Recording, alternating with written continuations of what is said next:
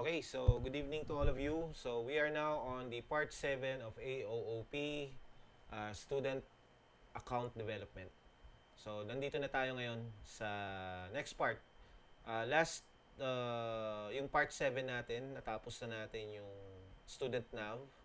Okay, pero may gagawin pa rin tayo rito. No? Ang Student Nav natin ngayon is meron ng Home, Transaction Management, and Transaction History. So let's try. So let's go back to Student. Okay, ang username tsaka password ko dito is letter S. So, eto siya. Okay, eto yung ating bagong index. No? So, meron tayong book list. Itong book list, ginaya ko lang yan dun sa admin. Di ba, meron tayong dashboard. So, ginaya ko lang yan. And then, I have here the table. No? Wherein, linalabas niya rito dapat lahat ng books. Okay, so let's try to add another book para at least dalawa yung book natin dito. Bago yan, may category ako rito. So, meron tayong computer and math. So, yung math na lang ang gagawin ko. So, I go to books. Okay, I will going to insert. Okay, lalagay ako ng title. Let's say, intro or fundamentals of algebra. Okay, so author, Brian Lee. Okay, category is, that is 2. Tama ba? Okay, let's say 2. And then quantity is 10. Okay, then go. So I have now, pag nag-browse tayo, I have now 2 different books. Ano ba yung math? Tama, 2. Yung math. Okay, so let's go to books again. So meron na tayong 2 books na nakalagay. Now, on the student view, pag nag-refresh ako dito dyan, ayan, makikita nyo, I have 10 math books and also I can borrow those books. Okay, so subukan natin. If you click borrow, dapat gumagana na yan. May lalabas dito na message box. Tatanungin ka, confirmation, if you want to borrow the book. So, click OK. So, nag-successfully, nag-9. Okay? And of course, if you're going to open tayo ng Chrome, okay, localhost ALSA, then punta tayo sa admin. This is admin. Okay, and then login. Okay, let's go to home. Ayan. Makikita nyo rito, merong humiram ng fundamentals of algebra. Ayan. Okay, quantity. Mali pala tayo rito, nasa quantity. Dapat ang quantity is 1. Am I right? Kasi hihiram ka ng isang libro lang on the quantity. So, may mali tayo rito. Dapat hindi 5 yan. Okay? So, baguhin natin bago tayo mag-proceed. Okay? So, dapat ang quantity natin is 1. So, let's go to localhost and then dun tayo sa transactions. Okay, dito wala naman pala ritong 1. Ayan o. Wala namang quantity na nakalagay dito. So, it means, eto, yung quantity kanina, nasa na yung ating, ayan, dito. Dapat ang quantity dito is always 1. So, saan siya kumukuha? Sa index 2. Ito, index 2. So, ibig sabihin, text lang to. Itong part na to. So, you just put 1. Anong gagawin natin? Very simple. Punta lang tayo sa index 2. Okay, nasa na yung index 2 natin. So, ulitin lang natin to. Okay, ito yung sa what's this? Librarian. And then, I'm going to open our code. Yan. So, ito yung code natin. Okay, so, saan tayo pupunta? Sa index 2. Nasaan si index 2? Ito yon. Okay. Ang gagawin na lang dito, di ba, ayun, may quantity rito. So, dapat pala, ang value nito is 1 lang. So, tanggalin na natin to class. Diba? Then, we put here 1. Ganun lang pala. Refresh. Okay? Mali pala. Dapat tayo nag-refresh dito sa admin. So, if you press refresh, ayun. Okay? Every time that you click, di ba? Every time that you click, -1 to eh. So, halimbawa, ito, 9, nag-click tayo, okay, magiging 8. So, meaning, dapat dito, pag nag-refresh ako, okay, ayun 1. Kasi every click, 1 lang yung libro na nahihiram. Okay? Ayun. Goods na. Tapos na ang ating problema. So, we can now go to our main topic. Okay, nasa na yung ating... Yan. Okay, nakuha na class ha? Okay, lumalabas na yung 1 kanina dito. So, wala na tayong problema doon. Okay, so let's now proceed to our next problem. Our next problem is this one.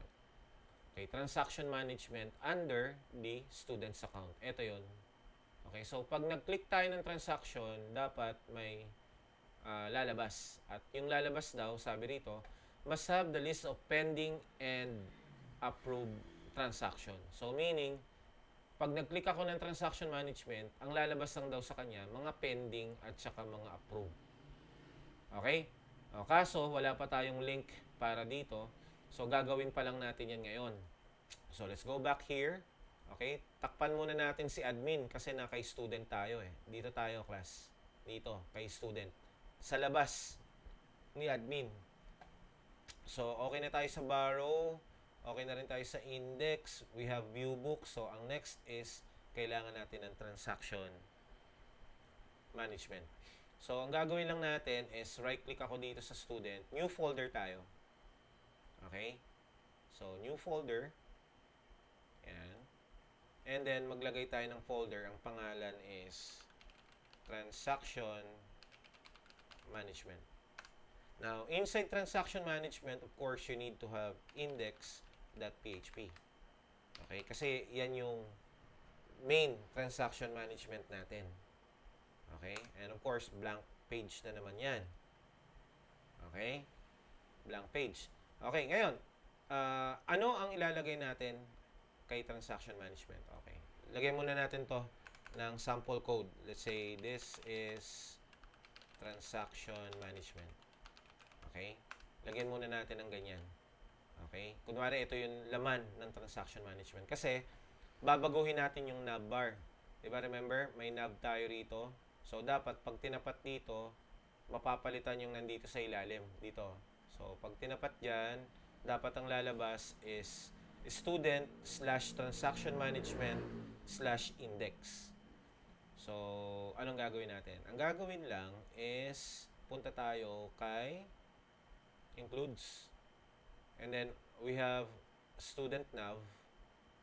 Okay? So, ayun, may transaction management tayo rito. So, ito, yung link dito sa transaction management, buburahin natin yan. So, pupunta tayo kay, take note, etong si includes, nasa labas ni student management. So, it means, lalabas siya sa includes. So, you type /,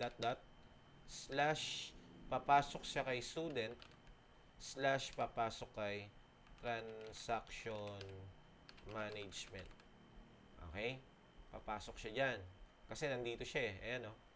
And then, after that, you type here /index.php. Okay? So, that is the link for the transaction management.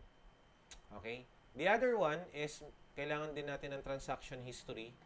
So, under student, mag-create kayo ng panibagong folder. You call it as transaction history. Yun pala. Transaction history folder. And then, sa loob ni transaction history, mag-create kayo ng index.php. Okay? Ito yun. Okay? So, lagay natin, kunwari, this is transaction history.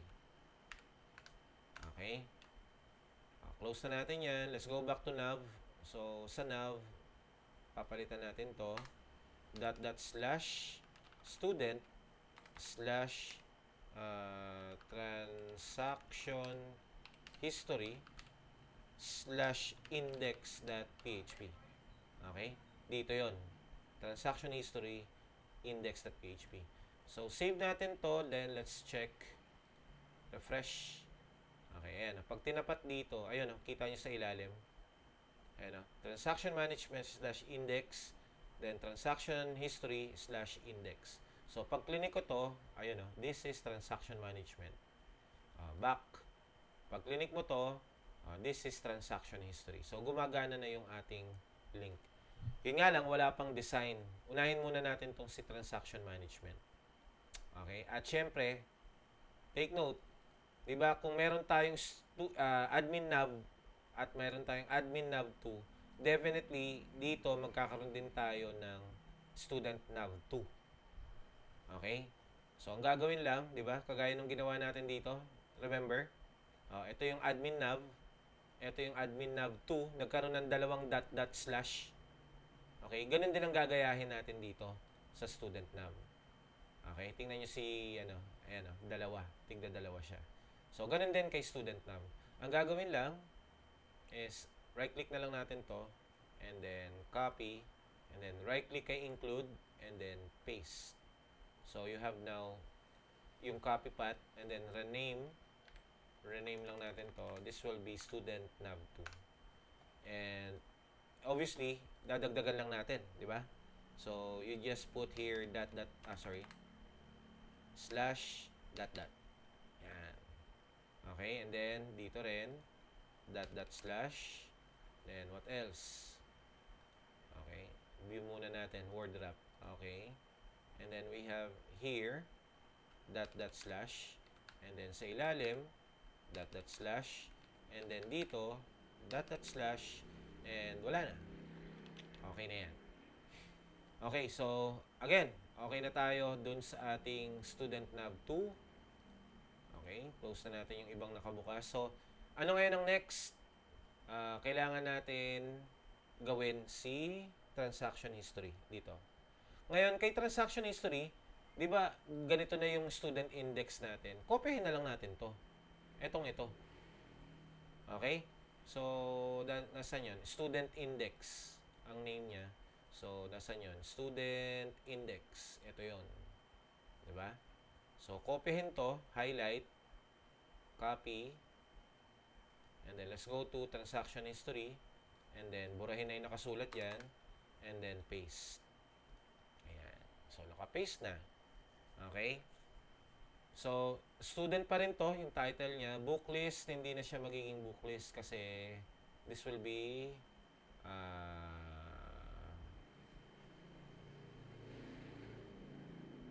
transaction management, transaction history. Mali pala, no? Dito muna tayo. Balik tayo. Hindi tayo kay transaction history. Okay, punta muna tayo kay transaction management. Kasi kung titingnan nyo rito, una si transaction management. So, punta tayo kay transaction management index. Paste lang natin. Same lang din naman. So, baguhin lang natin dito. Student pa rin yan. This will be now transaction management. Transaction management. Okay? And remember, ang transaction management index is nasa loob ng student. So, it means papalitan natin to. Okay? So, this will be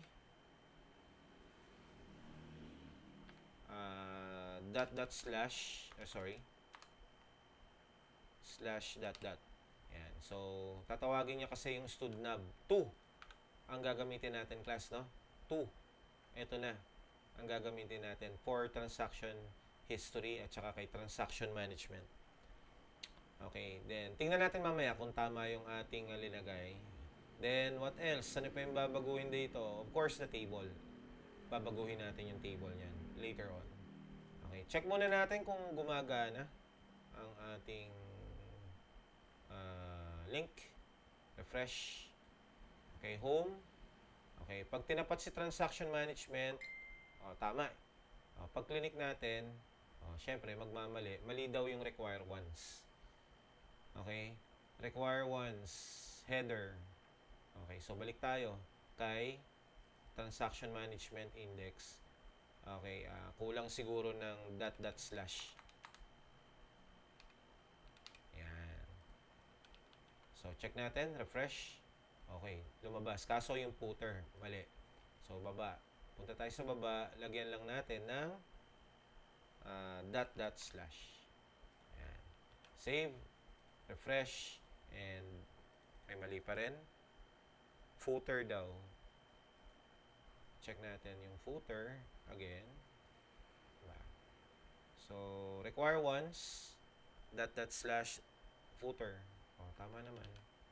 So, let's check. Line 30. Require once footer. Failed open stream. Mali daw yung sa ating student nav 2. Nasaan yung student nav 2? Ito. So, check natin yung footer nito. Okay. Kasi yung student nav 2, meron ng footer, which is wrong. Tanggalin natin tong footer. Okay. Wala siyang footer. Actually, wala rin siyang header. No? Pero meron siyang require once. Wala to. Wala tayong header. No? Dito kay student nav. Okay, buray natin to. Header. Nagdoble kasi. Take note, di ba meron na tayong meron na tayong header dito. So, refresh. Ayan, lumabas na yung transaction management. Meron pa. Ayan, we require books.php. So, kaya nag-error yan. Okay lang na mag-error yan. Kasi, ito yan, class. Nasa index ng transaction management. Ito, di ba meron tayong view books. Nasaan yun? Ito, yan yung nag-error. Okay? So, hayaan muna natin yan na mag-error. Ayusin pa naman natin yan. So, take note again, ano ang gamit ng transaction management based sa ating lecture. Okay, transaction management must have the list of the pending and approved transaction. So, meaning, ang titingnan natin dito will be, okay, yung ating mga transactions. Okay? So, papalitan natin to. Okay, papalitan natin to. So, anong ipapalit natin dyan? Okay, so let's go now to our code under index. Index ni transaction management to, Okay, so ang unang papalitan, itong table natin. So, dapat ang nakalagay dito will be the transaction ID. Okay. Ano pa? Kailangan natin ng title ng book. Okay. And then, kailangan din natin ng date borrowed. Kung kailan siya hiniram. Okay. Then, lagyan natin ng date return. Yan. And then, lagyan natin to ng quantity. And then, of course, kailangan pa ng isa. Kailangan natin lagyan ng status. Okay. So, diyan natin makikita yung transaction management. So, on the transaction management, ito lang ang makikita natin.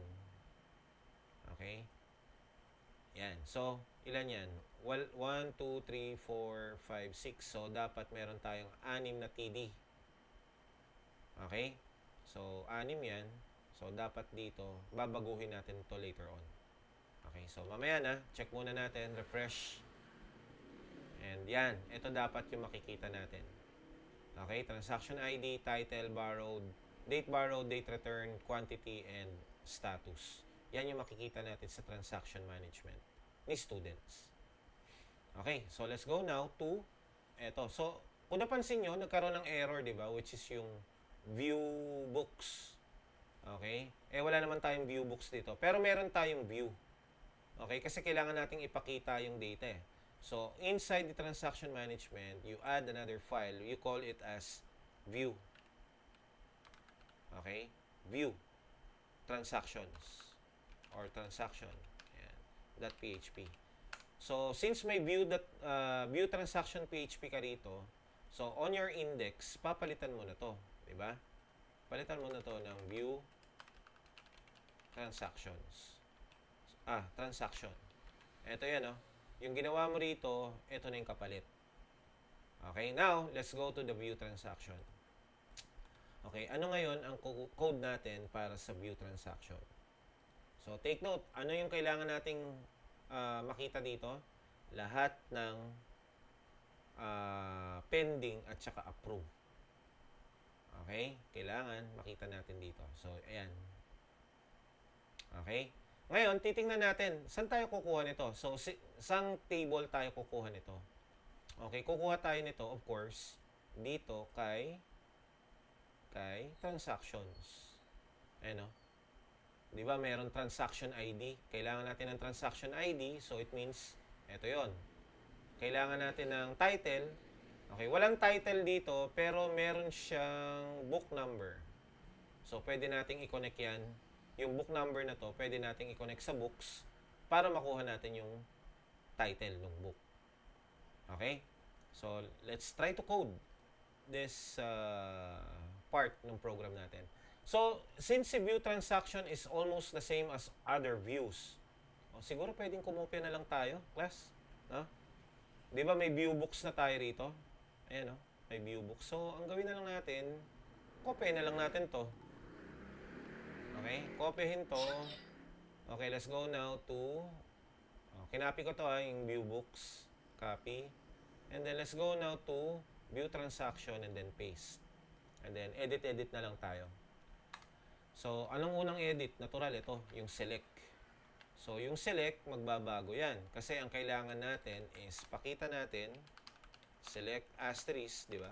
From, sabi natin kanina, from transactions. Okay. Dito tayo kukuha, class, kay transactions. Ayan, o. So, kailangan natin ng transaction ID, di ba? And then, kailangan din natin ng title. So, it means, comma, books tayo rito. Diba? Kailangan natin si books. Ngayon, lalagyan na kagad natin to ng where. Where what? Where transactions that book number. Diba, remember? Ayan, no? Si transactions may book number. Okay, equal natin yan kay books.book number. So, meaning, check lang natin kung parehas silang may value. Is equal to books.book number. Okay. What else? Ano pa yung kailangan natin? Kailangan natin ng date borrowed. Kanino makikita yung date borrowed? That is seen on the transactions. So, okay na yon. May date borrowed na tayo. What else? Ano pa yung kailangan natin? Date returned, meron na rin tayo. Quantity, ang value ng quantity is 1. Lagi namang 1 yan. And then, status. Saan natin makikita ang status? Dito rin kay transaction. So, I think okay na tayo rito. Okay, dito. Ngayon, ito ang question. Pag nilagay mo kasi ito lahat, okay, ipapakita niya lahat ng laman ng transactions. Kaso, remember, kung sino lang yung nag-login. So, dapat may where ka dito. Okay? Where? Okay? Kailangan natin ng student ID. Meron bang student ID ang transactions? Meron. Ayan, no?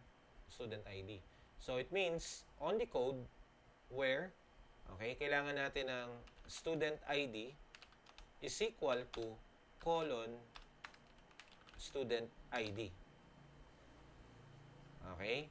So, take note yung ginawa natin. Ang tawag natin dyan is nag-parameter tayo. Ito. So, magbabind param tayo mamaya sa ilalim. Okay? And then, meron pa yan. And, ano dapat yung status na makikita sa kanya? And, transaction management must list of pending and approved transactions. So, ibig sabihin, may where ka dito. Where status, di ba meron tayong status? Ayan, no? Where status is equal to, paano natin sasabihin yung pending at saka approved? Okay, so dapat where status in, di ba? Naalala niyo yan? In single quote, what is the first? Pending, comma, okay, approved. Yan daw yung makikita niya. Okay? Where student ID is equal to student ID and status is in pending or approved. So, that is our query. Okay? So, after this, mag-ano na tayo? Prepare. Okay? And then, of course, dito, kailangan natin ng bind parameter para sa student ID natin. So, kailangan natin ng declare muna tayo ng variable. Student ID is equal to, di ba meron tayong session? Okay? may session tayo ng student ID. Okay, pag nag-login ka, automatic meron kang session ng student ID. Double quote pala to, sorry. Ayan. Okay. Okay, and then after this is bind param. So, $STMT bind param. Okay, and then sabihin mo lang na yung colon student ID, okay, is equal siya sa $student ID. Yan. So, di ba may $student ID tayo rito? So, yan daw, parameter yan. Ang ibig sabihin yan is, yung laman nito is itong $student ID, wherein, yung $student ID, ang value niyan is yung session. May double equal tayo. Single equal lang tayo rito. Okay? So, after that, execute, and then after that is fetch all. Yan. All to, no? Kasi ipapakita niya lahat ng transaction. Okay, so okay na tayo. I think okay na tayo rito. Any questions about the query? So, ito yung query natin. Select asterisk from transactions, comma books, where yung book number is equal to book number, where student ID is equal to student ID, and yung status is either pending or approved. Okay, so after this, what will be the next? Let's go now to our index. Let's go back to our index. Now, on the index, ito yung code natin sa index. Lakihan ko na. Yan. Then, mag-word wrap tayo. Okay. So, dito sa index, babaguhin natin to. No? Kasi, wala naman tayong ganito. Okay, so ang gagawin natin, may result ba tayo? Wait lang. Check natin yung view transaction. Ayun, meron tayong result. So, yung result nito will be passed to our result. No? Kasi gagamit tayo ng for each. Diba? So, meron tayong for each kanina rito. Nasaan yung for each natin sa index? Yan. May for each tayo, result. Okay, so, babaguhin natin to. Ano to? Tingnan natin dito. Ayun, transaction ID. So, this is transaction ID followed by the title, followed by date borrowed,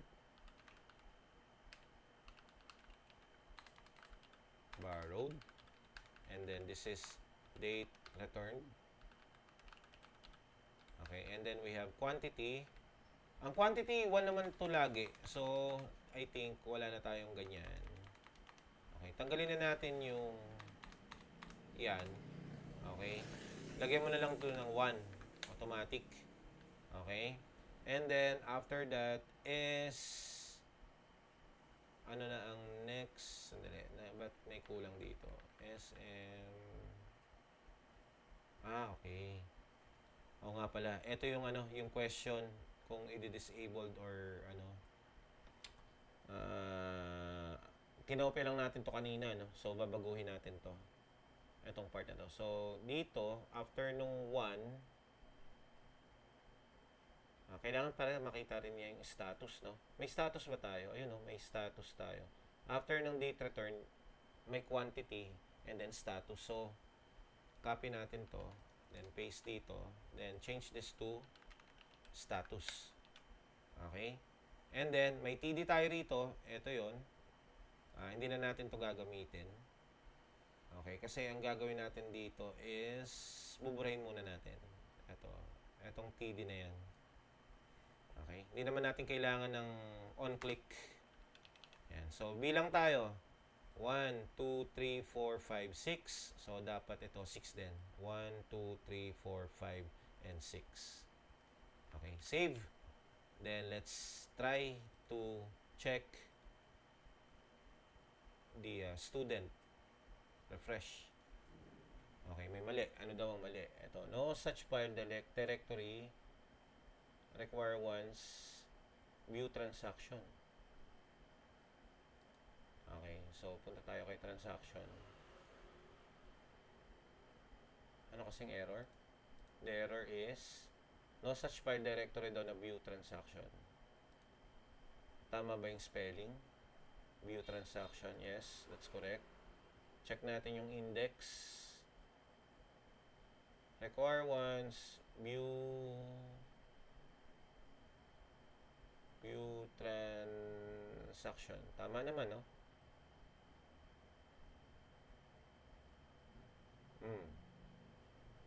View transaction. So, tama naman. Bakit siya nagre-require once? On line number 4. Okay, anyway, check natin sa view transaction. Line number 4 daw. Ito daw, yung DB. So, ang view transaction is nasa dito. So, magda-dot-dot. Kulang ng isa pa. Dot-dot slash. Ayan. Okay, so this is under the view transaction. Okay, refresh. And umokay siya, pero may error dito. Okay, so uncaught. May mali daw tayo sa syntax ng query. Ito, dito sa query. So, check natin kung ano yung mali. Do you spot the problem dito? So, select. Check natin yung view. So, select asterisk from transactions, books, where transactions that book, no? Ito. Is, books that book, no? Nagdalawa yung where. Sorry. Ito, nagdalawa yung where. And then, bakit may student ID rito? Okay. Lagyan natin ito ng end.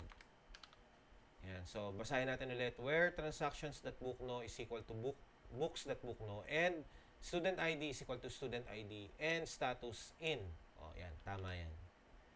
Okay. So, yun yung mali kanina. Sumobra tayo ng where. Then, refresh. And as you can see, okay, makikita ko ngayon yung lahat ng transaction ko. Okay. Balik ako sa home. Okay. Ilan yung transaction natin? Okay. Hanggang transaction ID 9 tayo. No? 9. Okay. Try kong manghiram ulit ng libro. Let's say math ulit. Math. Click OK. So, naging 7 na lang. Pagpunta ako ng transaction management, ayun, naging 10 na. Ayun, no? Diba? Nakuha? Nagkaroon na siya ng 10. Pending. Hiram ulit ako. Home. Hiram ako ng computer, introduction to computer. Borrow. Okay. So, naging 4. Punta ako kay transaction management. Ayun. And dito na yung transaction ID 11. So, eto ngayon, napansin nyo, if you are the student, alam mo kung ano yung mga hiniram mo. At alam mo na naka-pending pa. So, when you say pending, hindi mo pa nakukuha yung libro. Okay? Kasi pag ito in-approve na mamaya, dapat magiging status nito is approved. Okay? Sana nagigets ng bawat isa sa atin. Any questions, class? Okay, so that is the main purpose of the transaction management. So, if we finish this, since natapos na natin, ibig sabihin, hey, this is already finished. Wala na tayong gagawin yan. Okay, last part ng ating student. Matatapos na tayo kay student. Hanggang dito lang yung student natin. Okay, hanggang transaction history. Now, on the transaction history, ano ang titingnan dito? Anong titingnan kay transaction history? Dapat daw makikita dyan lahat ng ni-return at dinenay. So, returned and deny. Okay? Kung napapansin nyo last time, nung diniscuss natin yan, okay, meron tayong ito, status which is pending, borrowed, returned, and denied. So, pag returned and denied, dapat dito pumupunta kay transaction. Ayan. So, may mali pa tayo. Alam nyo na kung bakit may mali. Kasi, mali talaga. May mali pa talaga dyan. Okay, so gawin na natin. Okay, pasan na. Sandali. Localhost ALSA admin. Okay, admin. Login ko lang ulit, no? Nawala eh. Yan. So, we are now on the home. Okay. Ay, hindi. Admin. Bakit admin? Dapat pala student. SS. Okay, yan. So, transaction management, okay na. So, ang next na natin is transaction history. Okay? So, dapat ito maging okay na to. So, paano gagawin dyan? Take note ang laman ng transaction history is the return books and the denied books or denied transaction. So, anong pinakamagandang way para mabilis nating magawa yan? Kopyahin nyo na lang si transaction management. Ito, yung code ni transaction management. Kopyahin to, copy, then punta ka kay transaction history, and then burahin yung nakalagay, then paste. Okay, and then of course change na lang tayo. So this will be transaction history. Okay, so yan, most likely okay yan. Okay, ngayon let's go and refresh. Ayun, pinakita niya na. Ang may mali na lang is yung view transaction.